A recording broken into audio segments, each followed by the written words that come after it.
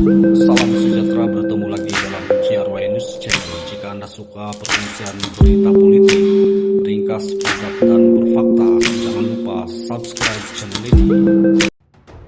PHBN perlu perjanjian jika mahu kerjasama hadapi PRN Melaka. Adakah ini petanda rundingan semakin serius? Salam sejahtera, Anda bersama dalam JRY News Channel. Dalam perkembangan politik terkini, perhatian kini semakin tertumpu kepada kemungkinan kerjasama antara Pakatan Harapan dan Barisan Nasional bagi menghadapi PRN Negeri Melaka yang dikatakan bakal diadakan dalam masa terdekat. Menurut laporan Sinar Harian 23 Agustus 2026, Ketua Wanita Parti Amanah Negara, Datu Aiman Atira Sabu, berpandangan bahwa sekiranya PH dan BN benar-benar mahu bekerja sama dalam PRN Melaka, satu perjanjian perlu diwujudkan. Menurut beliau, perjanjian tersebut sangat penting bagi memastikan kerjasama antara kedua-dua gabungan menjadi lebih kukuh, tersusun, dan mempunyai hala tuju yang jelas. Sebelum kita teruskan, jangan lupa tinggalkan komen di ruangan komen. Kenyataan ini menarik perhatian karena sebelum ini terdapat perbincangan mengenai kemungkinan Pakatan Harapan dan Barisan Nasional menyusun strategi bersama untuk menghadapi PRN Melaka. Namun, persoalan besar yang masih belum terjawab ialah sejauh mana kerjasama tersebut akan berlaku dan apakah bentuk persepahaman yang bakal dicapai bagi kedua-dua gabungan parti politik ini. Aiman Atira turut menjelaskan bahwa PH terbuka untuk bekerjasama dengan BN, tetapi keputusan tersebut perlu melalui proses rundingan dan tidak boleh dibuat secara bersendirian. Ini menunjukkan bahwa sebarang keputusan berkaitan pembahagian kursi, calon, dan strategi pilihan raya masih memerlukan persetujuan kepimpinan gabungan masing-masing. Yang lebih penting, beliau menegaskan bahwa sebarang bentuk kerjasama perlu memberi manfaat kepada rakyat. Dalam pada itu, beliau turut menambah dan mengaitkan kerjasama politik dengan agenda reformasi, penambahbaikan pentadbiran, dan soal integriti. Dalam masa yang sama, Aiman Atira menyatakan bahwa Pakatan Harapan menolak politik identiti yang melampau.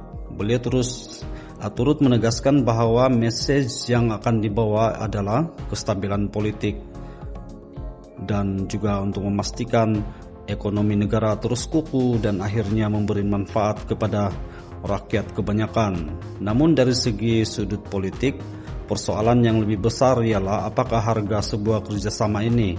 Jika PH dan BN benar-benar mahu bergerak bersama di PRN Melaka, isu pembahagian kursi pastinya menjadi antara perkara paling sensitif. Setiap parti sudah tentu mahu kepentingan masing-masing terjaga.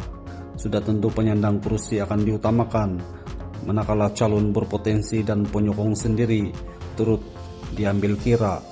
Sebarang keputusan yang dianggap tidak mau seimbang boleh menimbulkan rasa tidak puas hati dalam kalangan ataupun penyokong akar umbi masing-masing.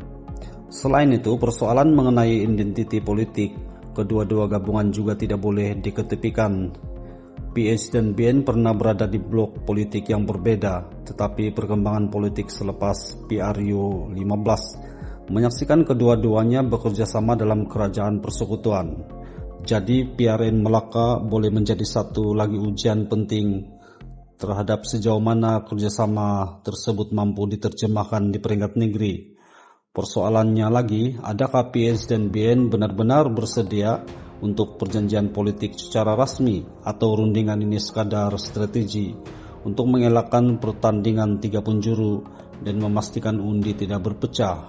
Pada masa yang sama, perkembangan ini pastinya turut diperhatikan oleh Perikatan Nasional dan PAS. Jika Pakatan Harapan dan Barisan Nasional berjaya mencapai persepahaman, landscape pertandingan PRN Melaka berpotensi berubah dengan ketara. Sebaliknya, jika rundingan ini gagal, pertandingan pelbagai penjuru mungkin menjadi pilihan utama. Apa yang jelas, PRN Melaka bukan sekadar siapa yang boleh bertanding dan siapa yang menang.